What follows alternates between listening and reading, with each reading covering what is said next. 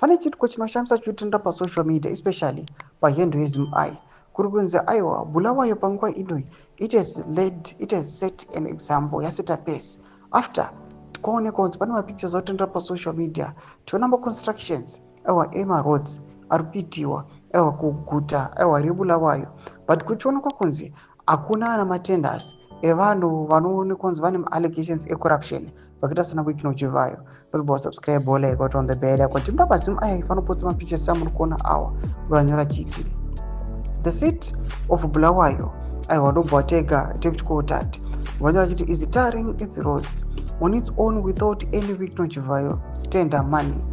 Bulawayo purchased its own yellow machines and it is doing all these white strangulated without government budget disbursements. Thomas kwanobuda nyorwa panapa aiwa nehinduism vachiti aiwa tichiona Bulawayo ichitanga kugadzira marotsi zvamuri kuona izvo vane vachiti hapana matendapreneur vakaita sana Wickno Chivayo kana support from the government, vachiti Bulawayo has set the pace. Panapa even equipment yamuri kuona vanouya vachipraisa David Coulthard aiwa anova meya weikoko vachiti aiwa they are doing well kuda kwokuti aiwa they are staying away from corruption, they are staying away also from vanhu vane ma-allegations ecorruption. Mashoko ari kuda panguva inoi ari kuonekwa kunzi aiwa Bulawayo is leading by example.